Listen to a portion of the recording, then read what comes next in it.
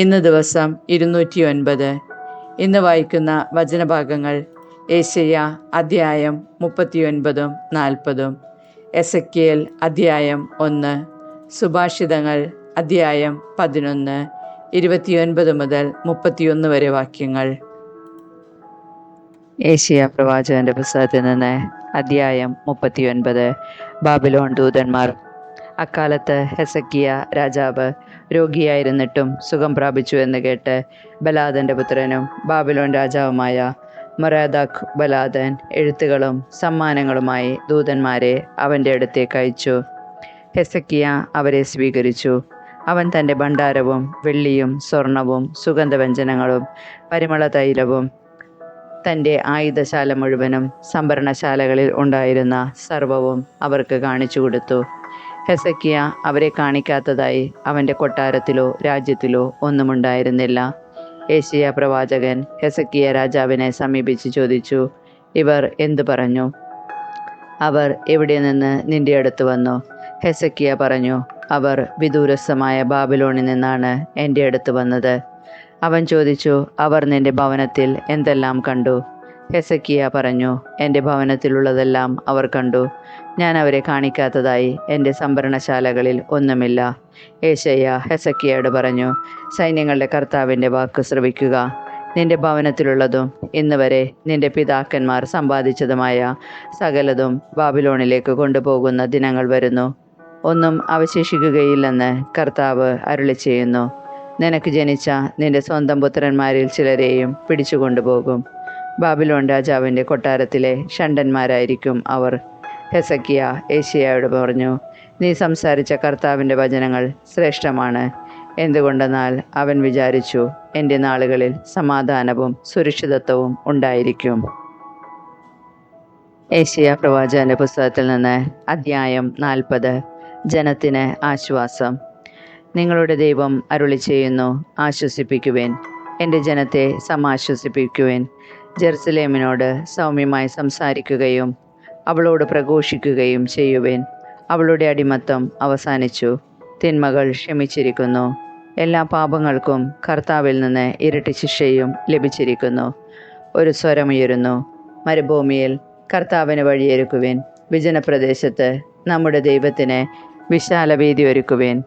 താഴ്വരകൾ നികത്തപ്പെടും, മലകളും കുന്നുകളും താഴ്ത്തപ്പെടും.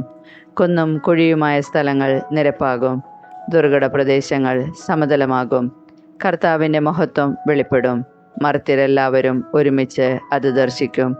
കർത്താവാണ് ഇതരുളി ചെയ്യുന്നത്. വീണ്ടും സ്വരമുയർന്നു, ഉദ്ഘോഷിക്കുക. ഞാൻ ആരാഞ്ഞു, ഞാൻ എന്തുദ്ഘോഷിക്കണം? ജഡം തൃണം മാത്രം, അതിൻ്റെ സൗന്ദര്യം വയലിലെ പുഷ്പം പോലെ ക്ഷണികവും. കർത്താവിൻ്റെ ശ്വാസം ഏൽക്കുമ്പോൾ പുല്ല് കരിയുകയും പുഷ്പം വാടിപ്പോവുകയും ചെയ്യും. മനുഷ്യൻ പുല്ല് മാത്രം, പുല്ല് കരിയുന്നു, പുഷ്പം വാടുന്നു. നമ്മുടെ ദൈവത്തിൻ്റെ വചനമാകട്ടെ എന്നേക്കും നിലനിൽക്കും. സദ്വാർത്തയുമായി വരുന്ന സിയോനെ, ഉയർന്ന മലയിൽ കയറി ശക്തിയോടെ സ്വരമുയർത്തി പറയുക. സദ്വാർത്തയുമായി വരുന്ന ജെറുസലേമേ, നിർഭയം വിളിച്ചു പറയുക. യൂദായുടെ പട്ടണങ്ങളോട് പറയുക, ഇതാ നിങ്ങളുടെ ദൈവം, ഇതാ ദൈവമായ കർത്താവ് ശക്തിയോടെ വരുന്നു. അവിടുന്ന് കരബലത്താൽ ഭരണം നടത്തുന്നു. സമ്മാനം അവിടുത്തെ കയ്യിലുണ്ട്, പ്രതിഫലവും അവിടുത്തെ മുൻപിലുണ്ട്. ഇടയനെ പോലെ അവിടുന്ന് തൻ്റെ ആട്ടിൻകൂട്ടത്തെ മേയ്ക്കുന്നു. അവിടുന്ന് ആട്ടിൻകുട്ടികളെ കരങ്ങളിൽ ചേർത്ത് മാറോടണച്ച് തള്ളയാടുകളെ സാവധാനം നയിക്കുന്നു. അതുല്യനായ ദൈവം കൈക്കുമ്പിളിൽ ആഴികളെ അളക്കുകയും ആകാശവിശാലതയെ ചാണിലൊതുക്കുകയും ഭൂമിയിലെ പൊടിയെ അളവുപാത്രത്തിൽ ഉൾക്കൊള്ളിക്കുകയും പർവ്വതങ്ങളുടെ ഭാരം വെള്ളിക്കോലിൽ നിശ്ചയിക്കുകയും കുന്നുകളെ തുലാസിൽ തൂക്കുകയും ചെയ്യുന്നതാര്? കർത്താവിൻ്റെ ആത്മാവിനെ നിയന്ത്രിക്കാൻ ആരുണ്ട്? ഏതുപദേശകൻ അവിടത്തേക്ക് പ്രബോധനം നൽകി? ആരോട് അവിടുന്ന് ഉപദേശം തേടി? നീതിയുടെ പാത അവിടത്തെ പഠിപ്പിക്കുകയും അവിടത്തെ ജ്ഞാനം പകർന്നു കൊടുത്ത് അറിവിൻ്റെ മാർഗം നിർദ്ദേശിക്കുകയും ചെയ്തതാര്? ജനതകൾ അവിടത്തേക്ക് തൊട്ടിയിൽ ഒരു തുള്ളി വെള്ളം പോലെയും വെള്ളിക്കോലിൽ പൊടി പോലെയുമാണ്. ദ്വീപുകളെ അവിടുന്ന് നേർത്ത പൊടി പോലെ കരുതുന്നു. ലെബനോൻ വിറകിന് തികയുകയില്ല, അവിടെയുള്ള മൃഗങ്ങൾ ഒരു ദഹനബലിക്ക് മതിയാവുകയില്ല. അവിടുത്തെ മുൻപിൽ ജനതകൾ ഒന്നുമല്ല. ഒന്നുമില്ലായ്മയ്ക്കും ശൂന്യതയ്ക്കും താഴെ അവിടുന്ന് അവയ്ക്ക് സ്ഥാനം നൽകിയിട്ടുള്ളൂ. ദൈവത്തെ ആരോട് നിങ്ങൾ തുലനം ചെയ്യും? അവിടത്തോട് സാദൃശ്യമുള്ള രൂപമേത്? ശില്പി വാർത്തതും സ്വർണ്ണപ്പണിക്കാരൻ സ്വർണം പൂശി വെള്ളിച്ചങ്ങലകൾ അണിയിച്ചതുമായ വിഗ്രഹമോ? ആരാധനയ്ക്ക് ദരിദ്രൻ ദ്രവിച്ചു പോകാത്ത തടിക്കഷ്ണം തിരഞ്ഞെടുക്കുന്നു. ചലിക്കാത്ത പ്രതിമയുണ്ടാക്കാൻ അവൻ വിദഗ്ധനായ ശില്പിയെ അന്വേഷിക്കുന്നു.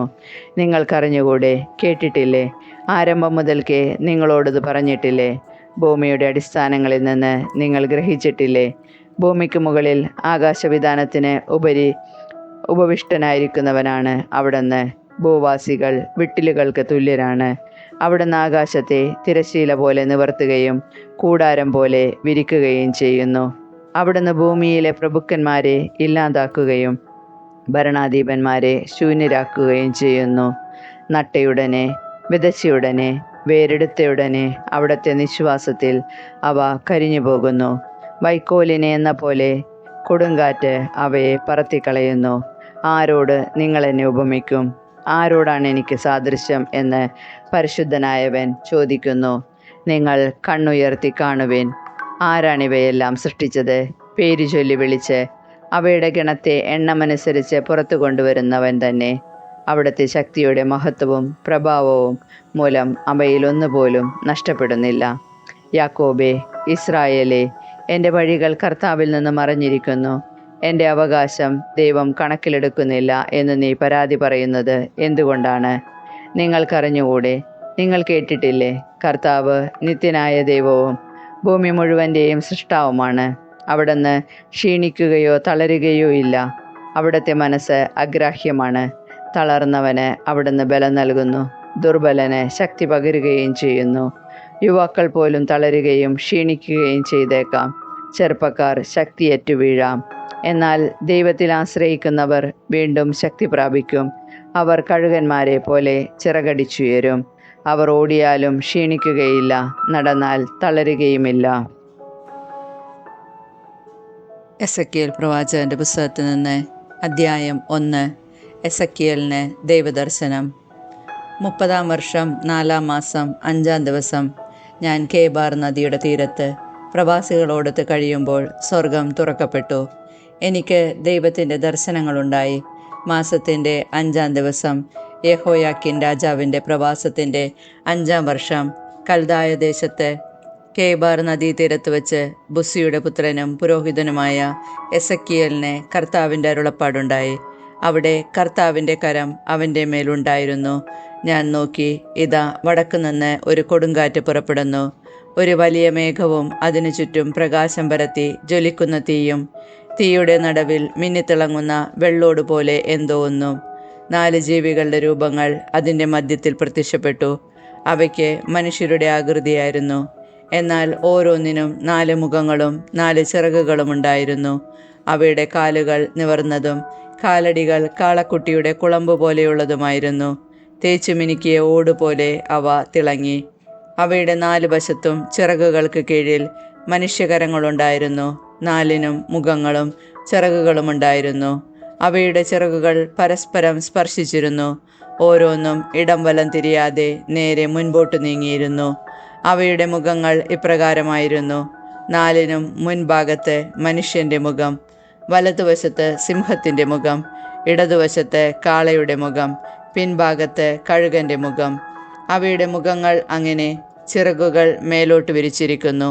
ഓരോ ജീവിക്കും അടുത്തു നിൽക്കുന്ന ജീവിയുടെ ചിറകുകളെ സ്പർശിക്കുന്ന ഈ 2 ചിറകുകളും ശരീരം മറയ്ക്കുന്ന ഈ 2 ചിറകുകളും ഉണ്ടായിരുന്നു. അവയോരോന്നും നേരെ മുൻപോട്ട് പോയിരുന്നു. എങ്ങോട്ട് പോകണമെന്ന് ആത്മാവ് ഇച്ഛിച്ചുവോ അങ്ങോട്ട് അവ പോയി. ഇടം വലം തിരിഞ്ഞില്ല. ആ ജീവികളുടെ രൂപം ജ്വലിക്കുന്ന തീക്കനൽ പോലെയായിരുന്നു. അവയ്ക്കിടയിൽ തീപ്പന്തം പോലെ എന്തോ ഒന്ന് ചലിച്ചിരുന്നു. ആ അഗ്നി ശോഭയുള്ളതായിരുന്നു. അതിൽ നിന്ന് മിന്നൽ പിണർ പുറപ്പെട്ടിരുന്നു. ആ ജീവികൾ ഇടിമിന്നൽ പോലെ അങ്ങോട്ടും ഇങ്ങോട്ടും പാഞ്ഞുകൊണ്ടിരുന്നു. ഞാൻ ആ ജീവികളെ സൂക്ഷിച്ചു നോക്കി. അതാ അവയ്ക്കോരോന്നിനും സമീപത്ത് ഭൂമിയിൽ ഓരോ ചക്രം. അവയുടെ രൂപവും ഘടനയും അവ ഗോമേതകം പോലെ ശോഭിച്ചിരുന്നു. അവയ്ക്ക് 4നും ഒരേ രൂപമായിരുന്നു. ഒരു ചക്രത്തിനുള്ളിൽ മറ്റൊന്ന് എന്ന വിധമായിരുന്നു അവയുടെ ഘടന. അവ ചരിക്കുമ്പോൾ 4-ൽ ഏത് ദിക്കിലേക്കും ഇടം വലം തിരിയാതെ പോകാമായിരുന്നു. അവയുടെ പട്ടകൾ ഭയമുളവാക്കത്തക്ക വിധം ഉയരമുള്ളതായിരുന്നു. 4ൻ്റെയും പട്ടകൾക്ക് ചുറ്റും നിറയെ കണ്ണുകളുണ്ടായിരുന്നു. ആ ജീവികൾ നടന്നപ്പോൾ ചക്രങ്ങളും അവയോട് ചേർന്ന് നീങ്ങിയിരുന്നു. ജീവികൾ നിലത്തുനിന്ന് ഉയരുമ്പോൾ ചക്രങ്ങളും ഉയരും. അവ എവിടെ പോകണമെന്ന് ആത്മാവിച്ഛിച്ചുവോ അവിടെയെല്ലാം അവ പോയി.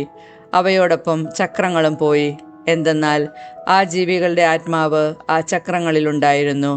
ജീവികൾ ചലിക്കുമ്പോൾ ചക്രങ്ങളും ചലിച്ചിരുന്നു.